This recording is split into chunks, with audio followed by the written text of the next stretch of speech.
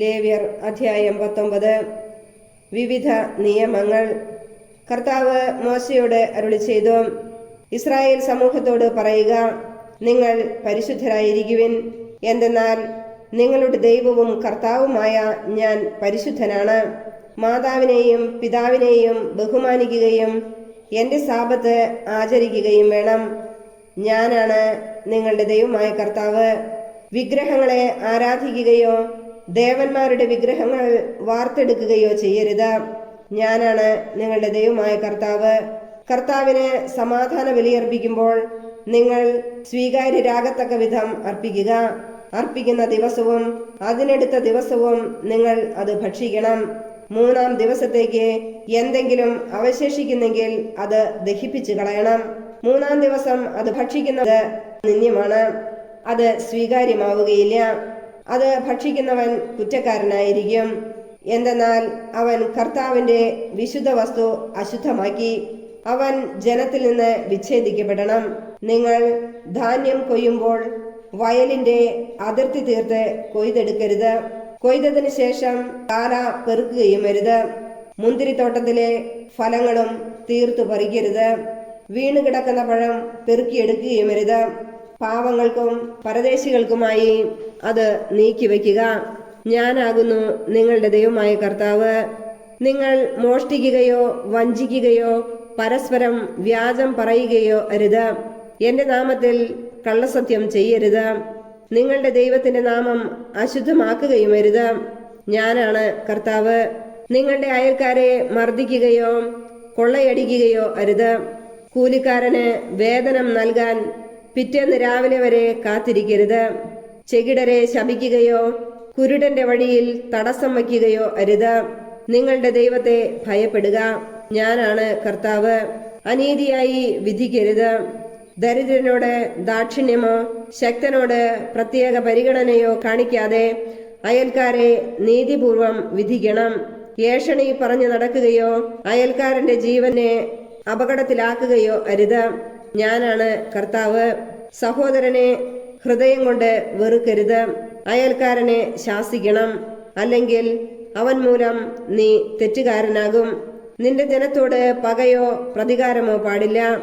നിന്നെപ്പോലെ തന്നെ നിന്റെ അയൽക്കാരനെയും സ്നേഹിക്കുക. ഞാനാണ് കർത്താവ്. നിങ്ങൾ എന്റെ കൽപ്പനകൾ അനുസരിക്കുവിൻ. ഒരു മൃഗത്തെ മറ്റിനത്തിൽപ്പെട്ട മൃഗവുമായി ഇണ ചേർക്കരുത്. വയലിൽ വിത്തുകൾ കലർത്തി വിതയ്ക്കരുത്. ചണവും കമ്പിളിയും ചേർത്ത് നെയ്തെടുത്ത വസ്ത്രങ്ങൾ ധരിക്കുകയും അരുത്.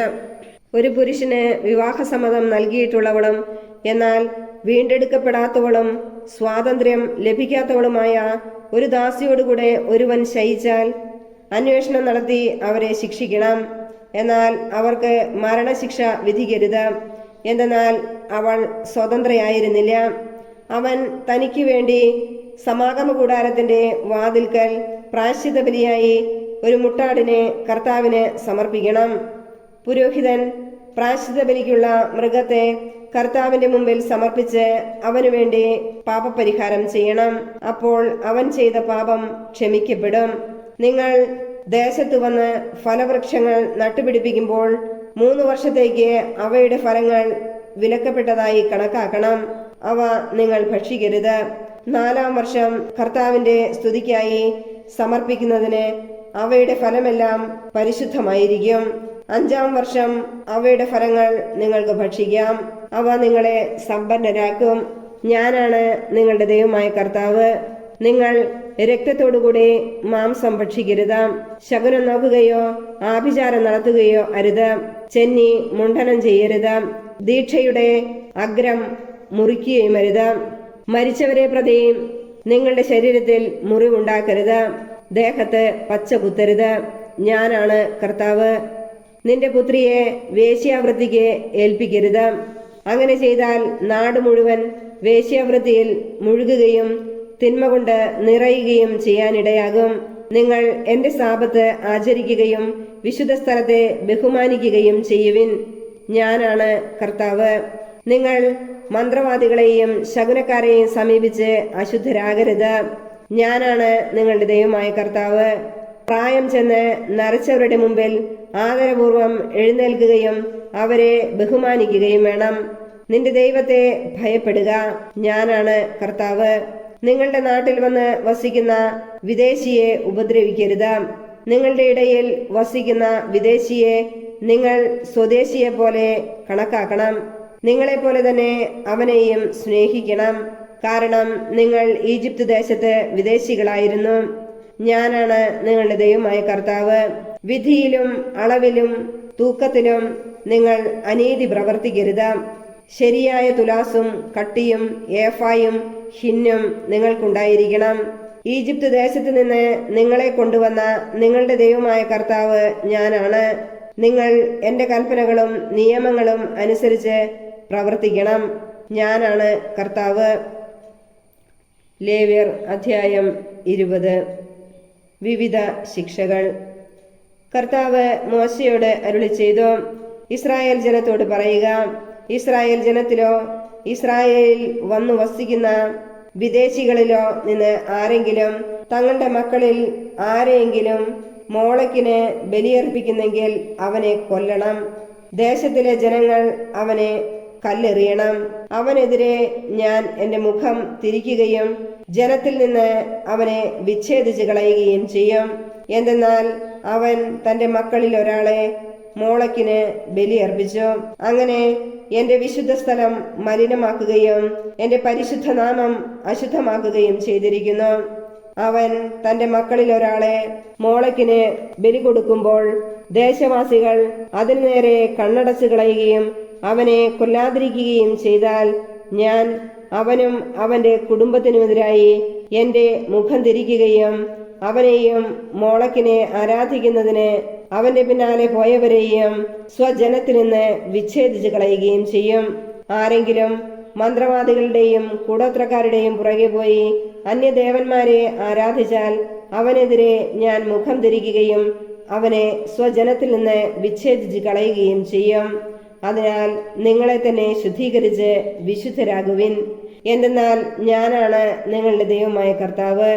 എൻ്റെ പ്രമാണങ്ങൾ പാലിക്കുകയും അവയനുസരിച്ച് പ്രവർത്തിക്കുകയും ചെയ്യുവിൻ. എന്തെന്നാൽ ഞാനാണ് നിങ്ങളെ വിശുദ്ധീകരിക്കുന്ന കർത്താവ്. പിതാവിനെയോ മാതാവിനെയോ ശപിക്കുന്നവനെ വധിക്കണം. പിതാവിനെയോ മാതാവിനെയോ ശപിച്ചതിനാൽ അവന്റെ രക്തം അവന്റെ മേൽ തന്നെ പതിക്കട്ടെ. ഒരുവൻ അയൽക്കാരന്റെ ഭാര്യയുമായി വ്യഭിചാരം ചെയ്താൽ അവനും അവളും മരണശിക്ഷ അനുഭവിക്കണം. പിതാവിന്റെ ഭാര്യയോടുകൂടെ ശയിക്കുന്നവൻ പിതാവിന്റെ തന്നെ നഗ്നത അനാവൃതമാക്കിയിരിക്കുന്നു. രണ്ടുപേർക്കും വധശിക്ഷ നൽകണം. അവരുടെ രക്തം അവരുടെ മേൽ ആയിരിക്കട്ടെ. ഒരാൾ തന്റെ മരുമകളും ഒന്നിച്ച് ശയിച്ചാൽ ഇരുവരെയും വധിക്കണം. അവർ ഹീനകൃത്യം ചെയ്തിരിക്കുന്നു. അവരുടെ രക്തം അവരുടെ മേൽ ആയിരിക്കട്ടെ. ഒരുവൻ സ്ത്രീയോടുകൂടെ എന്ന പോലെ പുരുഷനോടുകൂടെ ശയിച്ചാൽ ഇരുവരും ഹീനമായ പ്രവൃത്തിയാണ് ചെയ്യുന്നത്. അവരെ വധിക്കണം. അവരുടെ രക്തം അവരുടെ മേൽ ആയിരിക്കട്ടെ. ഒരാൾ ഒരു സ്ത്രീയെയും അവളുടെ അമ്മയെയും പരിഗ്രഹിച്ചാൽ അത് ഹീനകൃത്യമാകുന്നു. നിങ്ങളുടെ ഇടയിൽ ഇതുപോലുള്ള ഹീനകൃത്യം ഉണ്ടാകാതിരിക്കാനായി 3 പേരെയും തീയിൽ ദഹിപ്പിക്കണം. മൃഗത്തോടുകൂടെ ശയിക്കുന്നവനെ വധിക്കണം. മൃഗത്തെയും കൊല്ലണം. ഒരു സ്ത്രീ ഏതെങ്കിലും മൃഗത്തെ സമീപിച്ച് അതിന്റെ കൂടെ ശയിച്ചാൽ അവളെയും മൃഗത്തെയും നിങ്ങൾ വധിക്കണം. അവർ മരണശിക്ഷ അനുഭവിക്കണം. അവരുടെ രക്തം അവരുടെ മേൽ ആയിരിക്കട്ടെ. തന്റെ പിതാവിൽ നിന്നോ മാതാവിൽ നിന്നോ ജനിച്ച സഹോദരിയെ ഒരുവൻ പരിഗ്രഹിക്കുകയും അവർ പരസ്പരം തങ്ങളുടെ നഗ്നത കാണുകയും ചെയ്യുന്നത് നികൃഷ്ടമാണ്. സ്വജനത്തിന്റെ മുമ്പിൽ വെച്ച് അവരെ വധിക്കണം. അവൻ തന്റെ സഹോദരിയുടെ നഗ്നത അനാവൃതമാക്കിയിരിക്കുന്നു.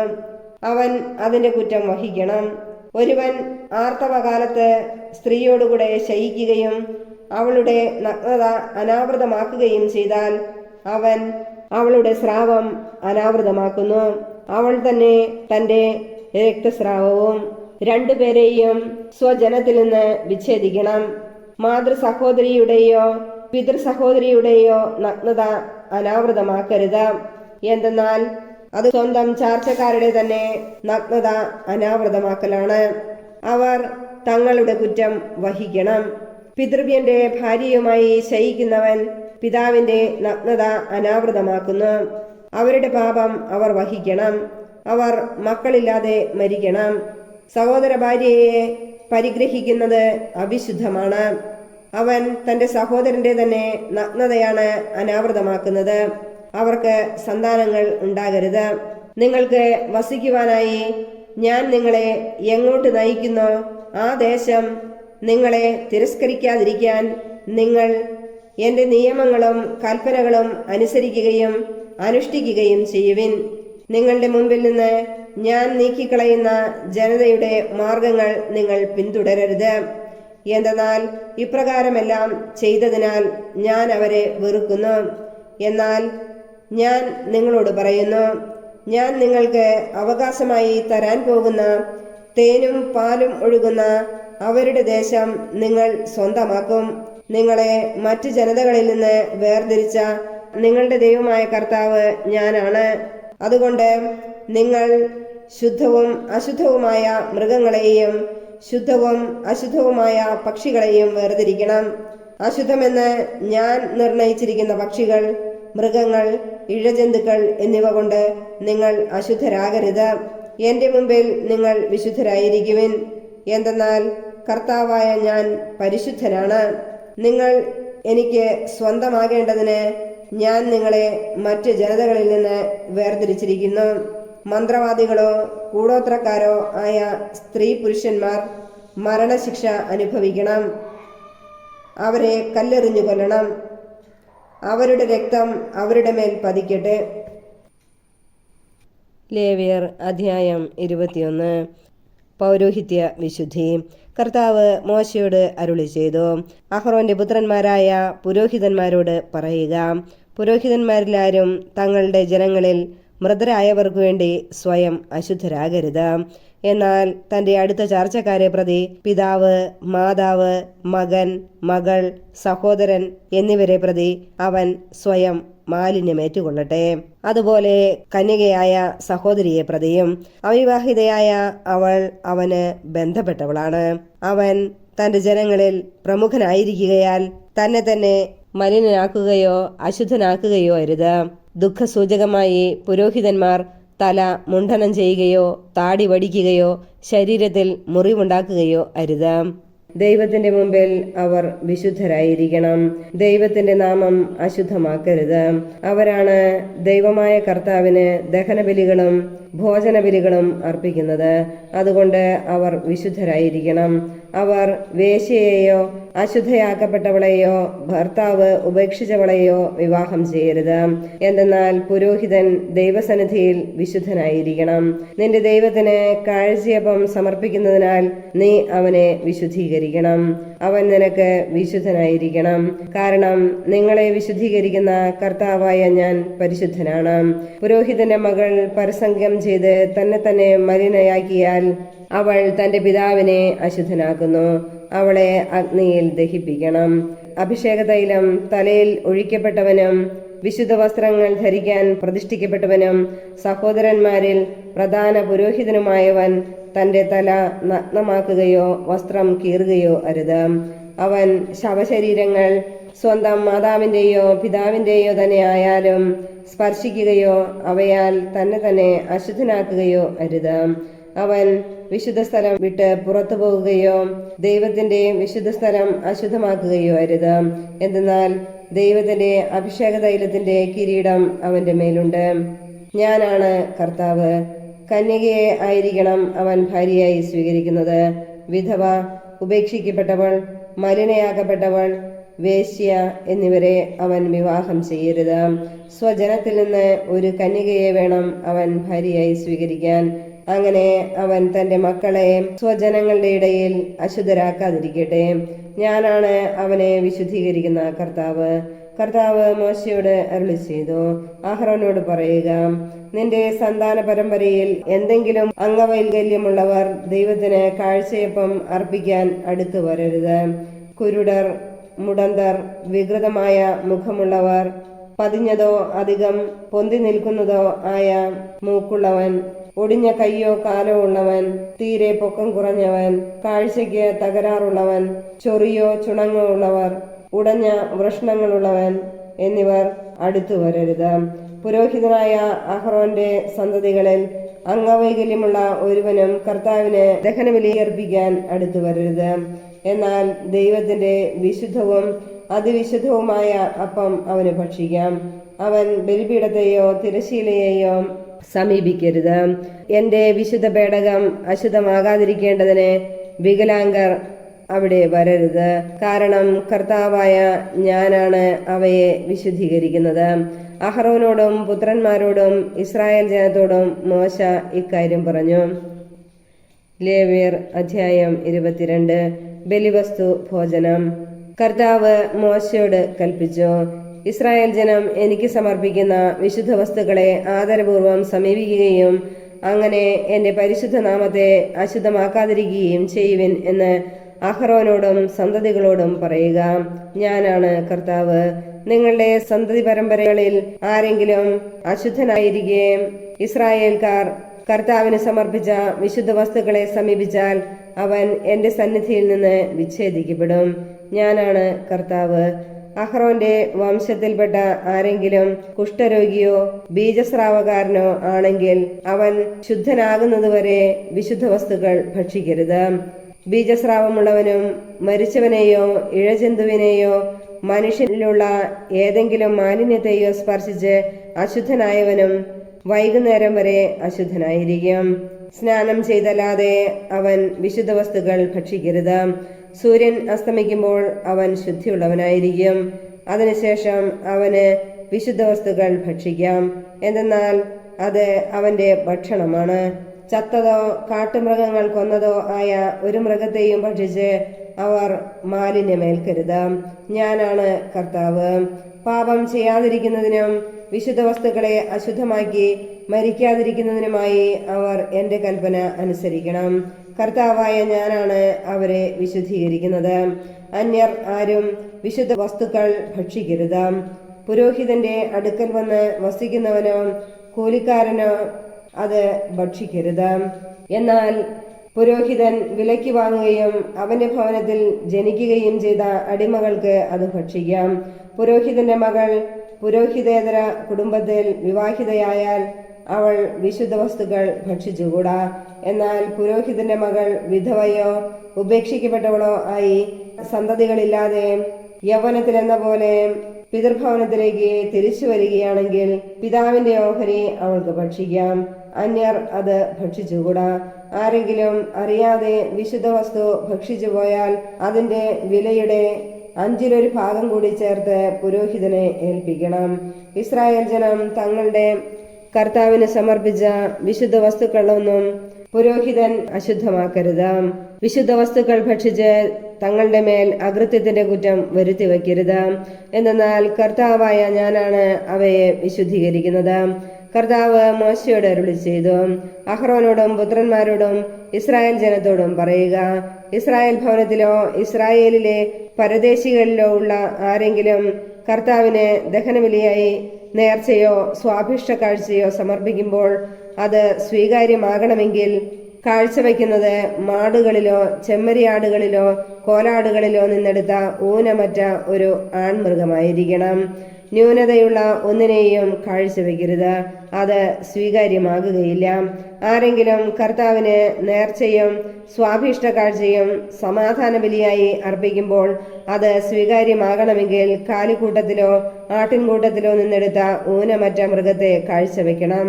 അതിന് ഒരു ന്യൂനതയും ഉണ്ടായിരിക്കരുത്. അന്ധതയുള്ളതോ അംഗഭംഗം സംഭവിച്ചതോ മുടന്തുള്ളതോ എന്തെങ്കിലും വ്രണമോ തടിപ്പോ പുഴുക്കടിയോ ഉള്ളതോ ആയ ഒന്നിനെയും കർത്താവിന് സമർപ്പിക്കരുത്. ഇവയെ കർത്താവിന്റെ ബലിപീഠത്തിൽ ദഹനബലിയായി അർപ്പിക്കരുത്. അവയവങ്ങളിൽ എന്തെങ്കിലും കുറവോ കൂടുതലോ ഉള്ള കാളയെയോ ആടിനെയോ സ്വാഭിഷ്ട കാഴ്ചയായി അർപ്പിക്കാം. എന്നാൽ നേർച്ചയായി അത് സ്വീകാര്യമല്ല. വൃഷണങ്ങൾ ഉടച്ചതോ ചതച്ചതോ എടുത്തുകളഞ്ഞതോ മുറിച്ചതോ ആയ മൃഗത്തെ നിങ്ങളുടെ ദേശത്ത് വെച്ച് കർത്താവിന് കാഴ്ചവെക്കരുത്. വിദേശികളിൽ നിന്നോ നിങ്ങൾക്ക് കിട്ടിയ ഇത്തരം ഒരു മൃഗത്തെയും നിങ്ങളുടെ ദൈവത്തിന് ഭോജനബലിയായി അർപ്പിക്കരുത്. അവയ്ക്ക് ന്യൂനതയുണ്ട്, അംഗഭംഗം ഉള്ളതാകയാൽ അവ സ്വീകാര്യമല്ല. കർത്താവ് മോശയോട് അരുളി ചെയ്തു, ഒരു കാളയോ ചെമ്മരിയാടോ കോലാടോ ജനിച്ചാൽ അത് തള്ളയോടുകൂടെ 7 ദിവസം നിൽക്കട്ടെ. 8-ാം ദിവസം മുതൽ കർത്താവിന് ദഹനബലിക്ക് അത് സ്വീകാര്യമായിരിക്കും. പശുവോ പെണ്ണാടോ എന്തു തന്നെയായാലും തള്ളയെയും കുട്ടിയെയും ഒരേ ദിവസം തന്നെ കൊല്ലരുത്. കൃതജ്ഞതാബലി അർപ്പിക്കുമ്പോൾ കർത്താവിന് സ്വീകാര്യമാകുന്ന വിധത്തിൽ വേണം അത് അർപ്പിക്കാൻ. അത് അന്ന് തന്നെ ഭക്ഷിക്കണം. അതിൽ ഒട്ടും പിറ്റേ ദിവസം രാവിലെ വരെ ശേഷിക്കരുത്. ഞാനാണ് കർത്താവ്. നിങ്ങൾ എന്റെ കൽപ്പനയനുസരിച്ച് പ്രവർത്തിക്കുവിൻ. ഞാനാണ് കർത്താവ്. ഇസ്രായേൽ ജനങ്ങളുടെ ഇടയിൽ എന്റെ പരിശുദ്ധി പ്രഘോഷിക്കപ്പെടേണ്ടതാകയാൽ നിങ്ങൾ എന്റെ വിശുദ്ധ നാമത്തെ അശുദ്ധമാക്കരുത്. നിങ്ങളെ വിശുദ്ധീകരിക്കുന്ന കർത്താവ് ഞാനാണ്. നിങ്ങളുടെ ദൈവമായിരിക്കേണ്ടതിന് ഞാനാണ് ഈജിപ്ത് ദേശത്ത് നിന്ന് നിങ്ങളെ കൊണ്ടുവന്നത്. ഞാനാണ് കർത്താവ്. ലേവ്യർ അധ്യായം 23. തിരുനാളുകൾ. കർത്താവ് മോശയോട് അരുളി ചെയ്തു, ഇസ്രായേൽ ജനത്തോട് പറയുക, വിശുദ്ധ സമ്മേളനങ്ങൾ വിളിച്ചുകൂട്ടേണ്ട കർത്താവിന്റെ തിരുനാളുകൾ ഇവയാണ്. സാബത്ത്. 6 ദിവസം നിങ്ങൾ ജോലി ചെയ്യണം. 7-ാം ദിവസം സമ്പൂർണ്ണ വിശ്രമത്തിനും വിശുദ്ധ സമ്മേളനത്തിനുമുള്ള സാബത്താണ്. അന്ന് നിങ്ങൾ ഒരു ജോലിയും ചെയ്യരുത്. നിങ്ങളുടെ സകല വാസസ്ഥലങ്ങളിലും കർത്താവിന്റെ സാബത്താണ്. നിശ്ചിത കാലത്ത് നിങ്ങൾ പ്രഖ്യാപിക്കേണ്ട കർത്താവിന്റെ തിരുനാളുകൾ വിശുദ്ധ സമ്മേളനങ്ങൾ ഇവയാണ്. പെസഹ, പുളിപ്പില്ലാത്ത അപ്പത്തിന്റെ തിരുനാൾ. 1-ാം മാസം 14-ാം ദിവസം വൈകുന്നേരം കർത്താവിന്റെ പെസഹായാണ്. ആ മാസം 15-ാം ദിവസം കർത്താവിനുള്ള പുളിപ്പില്ലാത്ത അപ്പത്തിന് തിരുനാൾ. 7 ദിവസം നിങ്ങൾ പുളിപ്പില്ലാത്ത അപ്പം ഭക്ഷിക്കണം. 1-ാം ദിവസം നിങ്ങൾക്ക് വിശുദ്ധ സമ്മേളനത്തിന് ഉള്ളതായിരിക്കണം. അന്ന് നിങ്ങൾ കഠിനാധ്വാനം ചെയ്യരുത്. 7 ദിവസവും നിങ്ങൾ കർത്താവിന് ദഹനബലി അർപ്പിക്കണം. 7-ാം ദിവസം വിശുദ്ധ സമ്മേളനം ഉണ്ടായിരിക്കണം. നിങ്ങൾ കഠിനാധ്വാനം ചെയ്യരുത്. ആദ്യഫലങ്ങളുടെ തിരുനാൾ. കർത്താവ് മോശയോട് അരുളി ചെയ്തു, ഇസ്രായേൽ ജനത്തോട് പറയുക, ഞാൻ നിങ്ങൾക്ക് തരാൻ പോകുന്ന ദേശത്ത് എത്തിച്ചേരുകയും അവിടെ നിങ്ങൾ വിളവെടുക്കുകയും ചെയ്യുമ്പോൾ കൊയ്ത്തിലെ ആദ്യഫലമായ കറ്റ പുരോഹിതന്റെ അടുക്കൽ കൊണ്ടുവരണം. നിങ്ങൾ കർത്താവിന് സ്വീകാര്യരാകാൻ വേണ്ടി ആ കറ്റ പുരോഹിതൻ അവിടുത്തെ മുമ്പിൽ നിരാജനം ചെയ്യണം. സാബത്തിന്റെ പിറ്റേ ദിവസം അവൻ അത് ചെയ്യട്ടെ. കറ്റ കർത്താവിന് നിരാജനമായി അർപ്പിക്കുന്ന ദിവസം തന്നെ 1 വയസ്സുള്ള ഊനമറ്റ ഒരു മുട്ടാടിനെ നിങ്ങൾ അവിടത്തേക്ക് ദഹനബലിയായി സമർപ്പിക്കണം. അതോടൊപ്പമുള്ള ധാന്യബലി എണ്ണ ചേർത്ത 10-2 ഏഫ നേരിയ മാവായിരിക്കണം. അത് സൗരഭ്യമുള്ള ദഹനബലിയായി കർത്താവിന് അർപ്പിക്കണം. പാനീയ ബലിയായി 4-1 ഹിൻ വീഞ്ഞും അർപ്പിക്കണം. നിങ്ങൾ ദൈവത്തിന് ഈ കാഴ്ച സമർപ്പിക്കുന്ന ദിവസം വരെ അപ്പമോ മലരോ കതിരോ ഭക്ഷിക്കരുത്. നിങ്ങളുടെ സകല വാസസ്ഥലങ്ങളിലും എന്നേക്കും തലമുറ തോറുമുള്ള ഒരു നിയമമാണിത്. ആഴ്ചകളുടെ തിരുനാൾ. സാബത്തിന്റെ പിറ്റേ ദിവസം മുതൽ, അതായത് നിരാജനത്തിനായി കറ്റ കൊണ്ടുവന്ന ദിവസം മുതൽ 7 പൂർണ്ണമായ ആഴ്ചകൾ നിങ്ങൾ കണക്കാക്കണം. 7-ാമത്തെ സാബത്തിന്റെ പിറ്റേ ദിവസം, അതായത് 50-ാം ദിവസം കർത്താവിന് പുതിയ ധാന്യങ്ങൾ കൊണ്ട് നിങ്ങൾ ധാന്യബലി അർപ്പിക്കണം. നിരാജനത്തിനായി നിങ്ങളുടെ വസതികളിൽ നിന്ന് 10-2 ഏഫ മാവ് കൊണ്ടുണ്ടാക്കിയ 2 അപ്പം കൊണ്ടുവരണം. കർത്താവിന് ആദ്യഫലമായി സമർപ്പിക്കുന്ന അത് നേരിയ മാവ് കൊണ്ടുണ്ടാക്കിയതും പുളിപ്പിച്ചതുമായിരിക്കണം. അപ്പത്തോടുകൂടെ 1 വയസ്സുള്ള ഊനമറ്റ 7 ചെമ്മരിയാട്ടിൻകുട്ടികളെയും 1 കാളക്കുട്ടിയെയും 2 മുട്ടാടുകളെയും കർത്താവിന് ദഹനബലിയായി അർപ്പിക്കണം. ധാന്യബലിയോടും പാനീയ ബലിയോടും കൂടിയ അത് കർത്താവിന് സൗരഭ്യദായകമായ ദഹനബലിയായിരിക്കും. തുടർന്ന് 1 കോലാട്ടിൻമുട്ടനെ പാപപരിഹാര ബലിക്കായും 1 വയസ്സുള്ള 2 ആട്ടിൻകുട്ടികളെ സമാധാന ബലിക്കായും കാഴ്ചവെക്കണം. പുരോഹിതൻ അത് ആദ്യഫലങ്ങളുടെ അപ്പത്തോടും 2 ആട്ടിൻകുട്ടികളോടും കൂടെ നിരാജനമായി കർത്താവിന്റെ സന്നിധിയിൽ കാഴ്ചവെക്കണം. അവ കർത്താവിന് വിശുദ്ധമായിരിക്കും. അവ പുരോഹിതനുള്ളതാണ്. അന്ന് തന്നെ നിങ്ങൾ ഒരു വിശുദ്ധ സമ്മേളനം പ്രഖ്യാപിക്കണം. അന്ന് കഠിനാധ്വാനം ചെയ്യരുത്. നിങ്ങളുടെ സകല വാസസ്ഥലങ്ങളിലും തലമുറ തോറും എന്നേക്കുമുള്ള ഒരു നിയമമാണിത്. നിങ്ങൾ വയലിൽ കൊയ്യുമ്പോൾ അരികു തീർത്ത് കൊയ്യരുത്. വിളവെടുപ്പിന് ശേഷം കാല പെറുക്കരുത്. അത് പാവങ്ങൾക്കും പരദേശികൾക്കുമായി വിട്ടുകൊടുക്കണം. ഞാനാണ് നിങ്ങളുടെ ദൈവമായ കർത്താവ്. പുതുവത്സര ദിനം. കർത്താവ് മോശയോട് അരുളി ചെയ്തു, ഇസ്രായേൽ ജനത്തോട് പറയുക, 7-ാം മാസം ആദ്യ ദിവസം നിങ്ങൾക്ക് സാബത്തായിരിക്കണം. കാഹളം മുഴക്കി പ്രഖ്യാപിക്കേണ്ട അനുസ്മരണ ദിനവും വിശുദ്ധ സമ്മേളന ദിനവും. അന്ന് നിങ്ങൾ കഠിനമായ ജോലിയൊന്നും ചെയ്യരുത്. കർത്താവിന് ഒരു ദഹനബലി അർപ്പിക്കുകയും വേണം. പാപപരിഹാര ദിനം. കർത്താവ് മോശയോട് അരുളി ചെയ്തു, 7-ാം മാസം 10-ാം ദിവസം പാപപരിഹാര ദിനമായിരിക്കണം. അത് വിശുദ്ധ സമ്മേളനത്തിനുള്ള ദിവസവുമാണ്. അന്ന് ഉപവസിക്കുകയും കർത്താവിന് ദഹനബലി അർപ്പിക്കുകയും വേണം. ആ ദിവസം നിങ്ങൾ ഒരു ജോലിയും ചെയ്യരുത്. നിങ്ങളുടെ ദൈവമായ കർത്താവിന്റെ മുമ്പിൽ പാപത്തിന് പരിഹാരം ചെയ്യുന്ന ദിനമാണ് അന്ന് ഉപവസിക്കാത്തവൻ ജനത്തിൽ നിന്ന് വിച്ഛേദിക്കപ്പെടണം. അന്ന് എന്തെങ്കിലും ജോലി ചെയ്യുന്നവനെ ഞാൻ ജനത്തിൽ നിന്ന് ഉന്മൂലനം ചെയ്യും. നിങ്ങൾ ഒരു ജോലിയും ചെയ്യരുത്. നിങ്ങളുടെ വാസസ്ഥലങ്ങളിൽ തലമുറ തോറും എന്നേക്കുമുള്ള നിയമമാണിത്. ആ ദിവസം നിങ്ങൾക്ക് പൂർണ്ണ വിശ്രമത്തിന്റെ സാബത്തായിരിക്കണം. അന്ന് നിങ്ങൾ ഉപവസിക്കണം. മാസത്തിന്റെ 9-ാം ദിവസം വൈകുന്നേരം മുതൽ പിറ്റേന്ന് വൈകുന്നേരം വരെ സാബത്ത് ആചരിക്കണം. കൂടാര തിരുനാൾ. കർത്താവ് മോശയോട് അരുളി ചെയ്തു, ഇസ്രായേൽ ജനത്തോട് പറയുക, 7-ാം മാസം 15-ാം ദിവസം മുതൽ 7 ദിവസത്തേക്ക് കർത്താവിന്റെ കൂടാര തിരുനാളാണ്. ആദ്യ ദിവസം ഒരു വിശുദ്ധ സമ്മേളനം കൂടണം. അന്ന് നിങ്ങൾ കഠിനാധ്വാനം ചെയ്യരുത്. 7 ദിവസവും നിങ്ങൾ കർത്താവിന് ദഹനബലി അർപ്പിക്കണം. 8-ാം ദിവസം വിശുദ്ധ സമ്മേളനം ഉണ്ടായിരിക്കണം. കർത്താവിന് ദഹനബലിയും അർപ്പിക്കണം. ഇത് ആഘോഷത്തോടുകൂടിയ സമ്മേളനമാണ്. അന്ന് നിങ്ങൾ കഠിനാധ്വാനം ചെയ്യരുത്. കർത്താവിന് ദഹനബലിയും ധാന്യബലിയും പാനീയബലിയും മറ്റു ബലികളും അർപ്പിക്കേണ്ടതും വിശുദ്ധ സമ്മേളനമായി നിങ്ങൾ പ്രഖ്യാപിക്കേണ്ടതുമായ കർത്താവിന്റെ നിർദ്ദിഷ്ട തിരുനാളുകളാണ് ഇവ. കർത്താവിന്റെ സാബത്തിനും കർത്താവിന് നൽകുന്ന വഴിപാടുകൾക്കും കാഴ്ചകൾക്കും സ്വാഭിഷ്ട ബലികൾക്കും പുറമെയാണ് ഇവ. 7-ാം മാസം 15-ാം ദിവസം വയലിലെ വിളവ് ശേഖരിച്ചതിന് ശേഷം 7 ദിവസം നിങ്ങൾ കർത്താവിന് ഒരു തിരുനാൾ ആചരിക്കണം. ആദ്യ ദിവസവും 8-ാം ദിവസവും സാബത്തായിരിക്കണം. 1-ാം ദിവസം ഭംഗിയുള്ള പഴങ്ങളും ഈന്തപ്പനയോലയും ഇലതൂർന്ന ചില്ലകളും ആറ്റരളിക്കൊമ്പുകളും എടുക്കണം. നിങ്ങളുടെ ദൈവമായ കർത്താവിന്റെ സന്നിധിയിൽ 7 ദിവസം സന്തോഷിച്ച് ആഹ്ലാദിക്കണം. വർഷം തോറും 7 ദിവസം കർത്താവിന്റെ തിരുനാളായി ആഘോഷിക്കണം. നിങ്ങളുടെ സന്തതികൾക്കുള്ള ശാശ്വത നിയമമാണിത്. 7-ാം മാസത്തിൽ ഈ തിരുനാൾ നിങ്ങൾ ആഘോഷിക്കണം. 7 ദിവസത്തേക്ക് നിങ്ങൾ കൂടാരങ്ങളിൽ വസിക്കണം. ഈജിപ്ത് ദേശത്ത് നിന്ന് ഞാൻ ഇസ്രായേൽ ജനത്തെ കൊണ്ടുവന്നപ്പോൾ അവർ കൂടാരങ്ങളിലാണ് വസിച്ചത് എന്ന് നിങ്ങളുടെ സന്തതി പരമ്പര അറിയാൻ ഇസ്രായേൽക്കാരെല്ലാവരും കൂടാരങ്ങളിൽ വസിക്കണം.